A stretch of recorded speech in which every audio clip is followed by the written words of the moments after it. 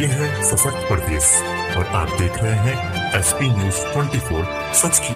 लगातार 2022 विधानसभा चुनाव आते ही हर पार्टियों में सरगर्मियां तेज हो गई हैं और हर पार्टी अपने प्रत्याशियों को जनता तक पहुंचाने लगा कार्य कर रही हैं। ऐसी पार्टी है हिंदू एकता आंदोलन पार्टी और लगातार अब जनता तक पहुंच रही है। क्या रणनीतियाँ हैं क्या नहीं, हम बात करते हैं उपाध्यक्ष हिंदू एकता पार्टी के उपाध्यक्ष साहिल उपाध्याय जी से कि आगामी 2022 की जो चुनाव आ रहे हैं उसकी रणनीतियाँ क्या हैं, किस तरह पार्टी चुनाव जनता तक पहुंचेगी और किस तरह चुनाव लड़ेगी और जनता तक जो वादे करेगी किस तरह जनता को वादों को पूर्ण करके दिखाएगी। सभी दर्शकों को, जितने भी हमारे दर्शक हैं और पदाधिकारी हैं, सबको जय श्री राम। मैं हिंदू एकता आंदोलन पार्टी का प्रदेश उपाध्यक्ष व योगी व वाहिनी का संस्थापक साहिल उपाध्याय। आए दिन समय ऐसी आ रही हैं कि जनता की समस्याओं का सुनने वाला कोई नहीं है और आज जनता जो गरीब जनता है, मध्यम वर्ग के लोग हैं, वह उनका कोई सुनने वाला नहीं है। सरकार अच्छी काम कर रही है लेकिन सरकार के अंदर कुछ कर्मचारी ऐसे हैं, नेता ऐसे हैं और अधिकारी ऐसे हैं जो एकदम मध्यम वर्ग को दबाते चले जा रहे हैं और सरकार की नीतियों को एकदम से बदनाम करते हुए जा रहे हैं। अभी हाल में ही बता दें कि भारतीय जनता पार्टी से गठबंधन के, मैं नाम नहीं लूँगा, एक सांसद हैं, वह भरे मन से सड़ों को गाली दे रहे थे। ऐसी लोगों को बीजेपी में कहाँ से स्थान मिल जाता है और वो लोग कहाँ से आ जाते हैं, ये तो खुद नहीं समझ में आता है कि ये कहाँ से क्या हो रहा है। सर बात करें, अगर आपने बोला कि बीजेपी के, मगर योगी जी तो बोलते हैं कि प्रदेश का जो भी बड़ा अपराधी है या कोई डाकू है वो विलुप्त हो चुका है, मगर बीजेपी के ही लोग ऐसी टिप्पणियां क्यों करते हैं? वही तो कि इन लोगों के ऊपर कार्रवाई सरकार अभी क्यों नहीं कर पा रही है। बीजेपी के तमाम लीडर हैं, अभी जिसके नाम लिया जाए तो काफ़ी कम पड़ जाएंगे, नाम लोगों को लेना समय लग जाएगा, कि जो अपराध में विलिप्त हैं। सरकार हमारी अच्छी है, हम योगी जी की प्रशंसक हैं, मोदी जी के प्रशंसक हैं, सरकार हमारी अच्छी है और 2000 विधानसभा की 22 की चुनाव भी हम लोग उनके ही साथ लड़ लेंगे, उनके ही पक्ष में लड़ेंगे। हमारी सीट आएगी तो भी हम उनको ही समर्थन देंगे, ये तो कन्फर्म है। और हम उनके पार्टी के उनके खिलाफ लड़ेंगे भी नहीं, हम उनके से जो अलायंस पार्टियां की हैं, जो गठबंधन की हैं, हम उनके खिलाफ लड़ेंगे, जो जातिवाद की राजनीति कर रही हैं। पार्टियां तो जाती हैं और जनता का वोट बैंक यूज करके और जीत लेती है, उसके बाद जातिवाद में फिर टकराव हो जाता है, वो कोई फायदा नहीं। भारतीय जनता पार्टी ऐसी जातिवाद की राजनीति नहीं करती है और भारतीय जनता पार्टी ने विकास भी किया है और जातिवाद पर नहीं है। उसका एक ही फंडा होता है कि हिंदू, और भारतवर्ष में रहने वाला हर एक नागरिक हिंदू ही है, वह ना कि ब्राह्मण, वैश्य, कुर्मी या यादव या ठाकुर है। भारतीय जनता पार्टी का एक ही नारा है कि हिंदू, और उन नारा को भारतीय जनता पार्टी कहीं ना कहीं सक्सेस नहीं कर पा रही, उसको आगे नहीं बढ़ा पा रही, इसलिए हिंदू एकता आंदोलन पार्टी को उत्तर प्रदेश में कदम रखना पड़ा।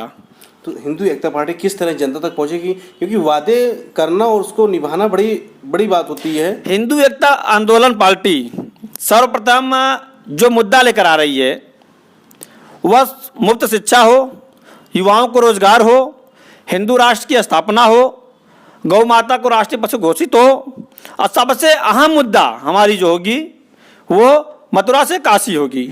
बात की जाए, आपने बोला कि गौ राष्ट्रीय को घोषित किया जाए, और शिक्षा की बात की जाए तो बेरोजगारी की तरफ बढ़ती जा रही, शिक्षा भी चरमराती नजर आ रही। और गौ माता की बात की जाए तो गौशाले तो बहुत सारे बनाए गए हैं, सरकार द्वारा भी गए, मगर गाय आए दिन मरती नजर आ रही है, उनकी कोई रेख देख सही नहीं की जाती है। देखिए इसमें क्या हो रहा है कि गौशाला तो सरकार का काम है कि गौशाला देना, और सरकार ने हर स्थानों पर गौशाला दिया है। ऐसा कोई ग्राम सभा या कोई नगर क्षेत्र नहीं है जहां सरकार ने गौशाला नहीं दिया है। गौशाला सरकार ने दिया, लेकिन सरकार की अब इतने पास उसके पास मौका नहीं है कि वो एक एक गौशाला का निरीक्षण करे, जांचे। इसमें विलिप्त अधिकारी जो इतने मतलब भूखे हो गए हैं कि गौ माता एक जानवर का भी राशन नहीं छोड़ रहे हैं, जानवर की भी पैसा खा जा रहे हैं। ऐसे लोगों को चिन्हित करना है और ऐसे लोगों के खिलाफ कार्रवाई करवानी है। इसमें हिंदू एकता पार्टी किस तरह अगर चीज़ों जनता पहुँच गैर की बात करी जाए तो किस तरह पहुँचेगी? इसमें हिंदू एकता के आंदोलन पार्टी जो है, इसके हर एक कार्यकर्ता एक अहम भूमिका लेकर के एक आंदोलन चलाएंगे, एक मुहिम चलाएंगे कि गांव चलो यात्रा। हमारी गांव चलो यात्रा यही होगी कि बेरोजगारी, जहां बेरोजगार हमारे युवा हैं वो किस कारण पीछे जा रहे हैं, कहां कमी आ रही है, उस पर हम लोग लड़ेंगे। जहां गौशालाएं हैं वहां पर कितनी गौशाला हैं, उस पर क्या कार्रवाई हो रही है, उन लोगों के खिलाफ हम लोग एक्शन लेंगे।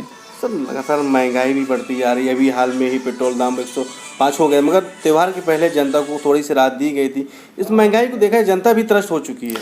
देखिए, महंगाई की जो है, हम कहते हैं कि कोई भी पार्टी हो है वह अपने जेब से राज नहीं चलाती है, हमारे और आपके इनकम टैक्स से ही चलाती है। तो सरकार जब आपको सुविधाएं देंगी तो कहीं ना कहीं आपका हमारा पैसा से ही सुविधा दे रही है। तो हम जब सुविधा पाएंगे, हम फैकल्टी पाएंगे और हम अपने राष्ट्र को मजबूत बनाएंगे तो कहीं ना कहीं अपने पैसे से बनाएंगे। और अगर हमें हमारा राष्ट्र मजबूत हो रहा है, हमारा भारतवर्ष मजबूत हो रहा है और हम मजबूत हो रहे हैं तो हम एक रोटी की जगह आधी रोटी खाने के लिए तैयार हैं। तो सर किस तरह अगर ऐसा रहा तो देश कैसे, ये तो फिर देश हमारा टूटता चला जाएगा ना? नहीं, देश तो मजबूत हो रहा है, देश तो हमारा बॉर्डर मजबूत हुआ है, हमारे लोग मजबूत हुए हैं, देश तो मजबूत हो रहा है, बस हमारी जेब जो है ढीला हुई है। तो ऐसा जेब हमारा ढीला अगर हुआ है तो हम उस पर कार्रवाई कर रहे हैं, हम उसको मैनेज करने का प्रयास करेंगे, लेकिन अपने देश को मजबूत करने के लिए हम एक रोटी की जगह आधी रोटी खाने के लिए तैयार हैं। तो आगामी जो जनता है जो बोल रही है कि बहुत महंगाई बढ़ चुकी है, गांव में जाइए तो वहाँ की स्थिति बड़ी अजीब होती जा रही है, वहाँ लोग तराई तराई अभी भी लुप्त पाए जाते हैं। देखिए, तराई तराई पाए नहीं जाते हैं, अपने कर्मों से पाए जाते हैं। मैं कहता हूं कि अगर हम किसी भी नेताओं के पीछे जाएंगे और हम मेहनत नहीं करेंगे तो हम कहां से रोटी पाएंगे। जैसे हम एक छोटा उदाहरण दे रहे हैं कि अगर आप अपना दिन भर का मजदूरी भी करते हैं तो शाम को खाने के लिए हमारे पास पैसा मिलता है, ऐसी बात नहीं मिलता है। लेकिन महंगाई का मुख्य कारण है कि 50% जो युवा हैं उनको अपने मार्ग से भटका दिया गया है और वो भटक करके किसी न किसी नेताओं के पीछे लग चुके हैं। जब वो नेताओं के पीछे लगेंगे, कार्य नहीं करेंगे तो महंगाई बढ़ेगी। आज की डेट में एक परिवार को चलाने के लिए अगर हर सदस्य में सहयोग करता है तो महंगाई पर हम बेहतर ला सकते हैं। सरकार ने लघु उद्योग के नाम से इतने पैसे दिए हैं। हम कहते हैं आप दूसरों के पीछे जाने से बढ़िया, राजनीति करने से बढ़िया, अगर या तो आप राजनेता बन जाइए आके, या तो आपको सरकार इतनी स्कीम दे रही उसका फ़ायदा उठाइए आप। लघु उद्योग के नाम से सरकार ने करोड़ों रुपया बांटी है, उसका दुरुपयोग आप करेंगे तो कहाँ से होगा। आप उस पर कार्य करिए, उसका पैसा ले रहे हैं उसका दुरुपयोग मत करिए ना, सदुपयोग करिए, आप अपने लिए सक्षम हैं। आप बात कर रहे हैं कि एमएसएमई जैसे उद्योग लगाने के लिए पैसा दिया जाता है जी, कुछ लोगों को ही मिल पाता है जो अभी भी युवा हैं। आप युवाओं को किस तरह संदेश देंगे कि इस चीज़ का लाभ उठाएं? देखिए, युवाओं से हमने बोला ना कि टेक्निक के जो टेक्निक क्षेत्र में हैं हमारे युवा पढ़े हैं, उनको टेक्निक क्षेत्र के लिए एक अपना निर्धारण करना चाहिए कि हम इस क्षेत्र में जाएंगे। और अगर हम युवा रोजगार नहीं पा रहे हैं तो रोजगार के लिए सरकार हमको दे रही फैकल्टी, हम उस पर ले लोन, हम उस पर कार्रवाई करें, हम उस पर लगाए अपना मन ना। हम झूठी राजनीति, सपा बसपा कांग्रेस सिर्फ युवाओं को भटका रही है पीछे। अभी आप जा रहे हैं, देख रहे हैं कि आपको मिल जाएंगे 20% युवा मिल जाएंगे जो किसी न किसी पार्टी का झंडा लेकर ढो रहे हैं। तो झंडा लेकर जब ढोएंगे आप तो बेरोजगार तो बढ़ेंगे ही, आप रोजगार कहाँ से पाएंगे? झंडा लेकर ढोना तो रोजगार है नहीं, वो तो रोजगार आपको 4 महीने का रोजगार है, जब तक चुनाव है तब तो रोजगार है, फिर लात मार के बाहर कर दिए जाएंगे, आपको कौन पचने वाला है। लेकिन उस चीज़ पर आप क्यों भटक रहे हैं? आप 4 महीने अपने बिजनेस पर लगाएंगे, सरकार आपको दे रही उद्योग के लिए, तो आप आगे बढ़ेंगे कि नहीं? 4 महीने बढ़ेंगे। लेकिन सर वो युवाओं को भटका रही है और युवा भटक रहे हैं। बात की जाए अगर उत्तर प्रदेश सरकार तो बीजेपी आई थी तो रोजगार देने पे बोले थे कि हम रोजगार देंगे, केंद्र में भी 1 करोड़ 2 करोड़ नौकरी देने की बात कही थी, मगर नवयुवक बोलते हैं ऐसे बेहतर तो समाजवादी सरकार ही थी जहाँ हमें रोजगार भी मिलते थे, हमें कभी निकालने है न प्राइवेटाइजेशन में। ये सरकार ने सारी चीज़ प्राइवेटाइजेशन कर दी। प्राइवेशन का कारण है, अगर वह प्राइवेट कर रही है तो अभी आपने बोला ना कि गौ माता की बात करते हैं तो गौ माता के लिए सरकार ने तमाम लागू किए हैं, लेकिन गौ माता सुरक्षित नहीं है। तो अगर हम आपको सरकारी कर्मचारी आप हैं, हम आपको पेमेंट दे रहे हैं, उस पर आप कार्य नहीं कर रहे हैं, तो हमारी मजबूरी बनेगी आपको प्राइवेशन करने के लिए। आप प्राइवेट होंगे, आप काम करेंगे। एक प्राइवेट आदमी, एक शिक्षक जो आज 45,000 रुपया से 50,000 रुपया पा रहा है, लेकिन वह अपने बच्चे को प्राइवेट में क्यों पढ़ा रहा है? वह भी अपने स्कूल पढ़ाए तब ना, तो अपने बच्चों को प्राइवेट में पढ़ा रहा है और 45,000 स्कूल में ले रहा है। तो हम तो सबसे बड़ी हम करते हैं, सरकार को कहते हैं कि सब प्राइवेट की वजह से बढ़िया है कि आप शिक्षा को ही प्राइवेट कर दीजिए। ये लोग जो बैठ करके 45,000 ले रहे हैं, इनको प्राइवेट करिए आप। ये लोग न तो अपने बच्चों को पढ़ाएं स्कूल में, उसी में ये अगर पढ़ा रहे हैं, ये करके आए हैं, टेट पास करके आए हैं, 45,000 50,000 पा रहे हैं, तो अपने बच्चे को स्कूल में क्यों नहीं पढ़ा रहे हैं? और बाद में करेंगे कि सरकार की तो प्राइवेशन कर रही है। सरकार भी कहीं ना कहीं आपकी कमियां को देखकर ही कर रही है। तो क्या हिंदू एकता पार्टी इसी मुद्दे को लेकर आगे अपने कार्यों को बढ़ाएगी? 2022 चुनाव लड़ने की तैयारी करेगी? 2022 की चुनाव हम लोग योगी जी माननीय आदित्यनाथ जी के सहयोग से ही चुनाव लड़ेंगे और उत्तर प्रदेश के में और मोदी जी के नेतृत्व में लड़ेंगे। हमारी हिंदू एकता पार्टी आंदोलन पार्टी है, हम लोग कार्य कर रहे हैं और बीजेपी भी अच्छी कार्य कर रही है। हम बीजेपी के खिलाफ चुनाव लड़ने नहीं आए हैं, हम बीजेपी के सहयोग में लड़ने आए हैं। लेकिन कुछ ऐसी चीज़ है कि जो पार्टी से अलायंस पार्टियां की हैं, गठबंधन की हैं, उनको वो कार्य करने में विवश कर रही हैं। हमको उनको पहले ख़त्म करना है। हम उनको जब ख़त्म कर लेंगे तो हम जाकर के अपने अहम मुद्दों पर आगे काम कर पाएंगे। अगर चुनाव लड़ने का मौका मिलता तो कितने सीटों चुनाव लड़ेंगे? अभी हम गठबंधन नहीं करेंगे।